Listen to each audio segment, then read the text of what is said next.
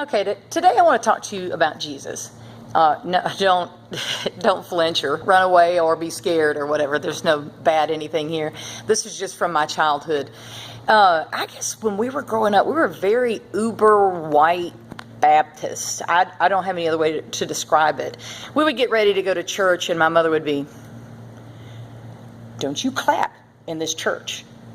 Your cousin's coming today. Your first cousin's coming today, and she's going to be singing. And yes, she's awesome, but don't you dare clap. We don't clap in church. We do clap for your cousin. When we get in that church, I'm going to kill you when we get in the car. And I just might kill you in that church. And Jesus Christ ain't going to be able to save you." We didn't talk about him like he was our neighbor. Jesus is not our neighbor. We don't talk about him like he's our friend. He's not our friend. He's not our neighbor. And I mean, I seriously was raised like that. I can remember being a kid and I spent the night with somebody and we went over to another person's house who, I guess they were, I don't know what they were. I don't know if holiness does that or whatever, but they were different. It felt a little children of the Cornish, not Cornish, but corn, you know what I'm saying. And we went there, it was Christmas time, and they had birthday cake out there. And I'm like, oh, it's somebody's birthday. And so they sang happy birthday to Jesus. And again, I'd never seen that in my life. I just thought that was the weirdest thing on earth. And, it's what you were raised around or whatever. And I went home and, oh my gosh, my mother was livid. They did what? Jesus sitting here, we don't sing happy birthday to Jesus. Yes, it's his birthday, but we don't sing it. And she just thought that was ridiculous. And anyway, so just at any time, like if I was doing the dishes or something like that, and my mother would come in that kitchen, she's like, "What are you doing? Why are you putting those dishes up like that? I don't care if Jesus Christ put his dishes up like that. We don't do that in this house."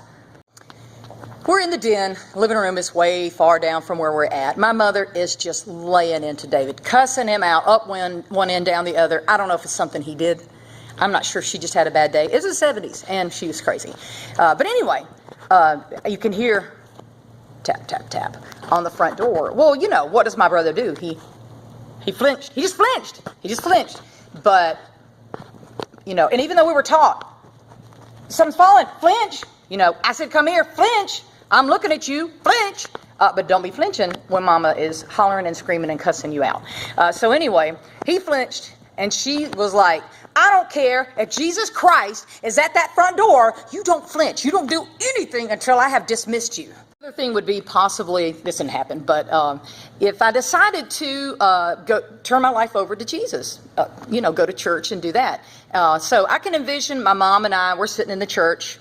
She's sitting here, I'm next to her over there, and I haven't said anything. I'm belly aching. I'm getting nervous. I mean, it's a very nerve-wracking thing to do. So I'm kind of fidgeting a little bit. Her little eyes are cutting over there because, my child is moving in this church. She's not focusing and laser beamed up there on that preacher. I'm gonna kill this one. This one right here is gonna die. I'm gonna kill her in that car. And again, possibly in here. So anyway, I finally get the nerve. I'm about to get up. I start to move, and my mother's like, "I don't care if Jesus Christ is going down that aisle. You don't go down that aisle unless you get permission from me."